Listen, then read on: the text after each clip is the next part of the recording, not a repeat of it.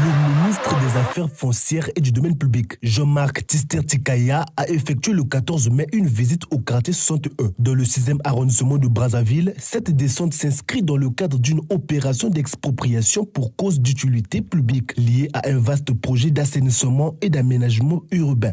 Il s'agit ici d'une expropriation pour cause d'utilité publique qui est en cours. Cette expropriation a fait l'objet de procédures conformément à la loi depuis 2023. Nous avons laissé un peu de temps donc aux populations et la semaine dernière, nous avons envoyé des huissiers pour justement stipuler à ces populations qui avaient donc touché leur juste et préalable indemnisation que le projet devait démarrer. Et donc pour cause d'utilité publique, en respectant l'ensemble des procédures en vigueur en République du Congo, nous avons donc suivi cette procédure. Et aujourd'hui, nous sommes à la dernière phase, celle de la démolition des habitations, de façon méthodique, en respectant donc encore une fois les lois et règlements de la République. Le projet prévoit la construction de logements modernes, de sites touristiques ainsi que la création de nombreux emplois pour les jeunes Congolais. Je voudrais vous dire que c'est un projet qui est à 100% sur capitaux privés. Et ici, il s'agit donc d'un gros projet d'assainissement de ce quartier qui va donc créer des logements modernes, des sites touristiques et créer de nombreux emplois pour nos jeunes compatriotes. Donc là, c'est un gros projet qui va voir le jour très bientôt.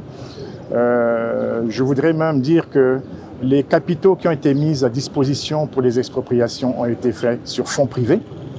Et donc, il appartient donc au gouvernement de la République de suivre et de respecter l'ensemble des procédures de façon à ce que, proprement, nos compatriotes comprennent qu'on doit développer le pays, on doit améliorer le cadre de vie des populations, on doit créer des emplois, mais tout en respectant les droits des uns et des autres. Face aux inquiétudes de certains habitants, Jean-Marc Tister-Tikaya a reconnu l'attachement des populations à cette zone occupée depuis plusieurs années. Il a toutefois rassuré que les indemnisations restent disponibles pour les personnes ne les ayant pas encore reçues. Le promoteur du projet a mis à disposition les moyens nécessaires en 2025, encore une fois conformément à la réglementation en vigueur, pour une juste et préalable indemnisation des populations.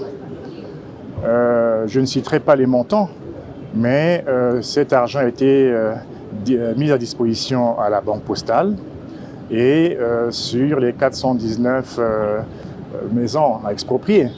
Il y a plus de 83% de nos compatriotes qui ont touché leur argent en 2025. La superficie concernée pour ce projet est estimée à 12 hectares, dont 3 hectares relevant du domaine public et 9 hectares faisant l'objet d'une procédure d'expropriation.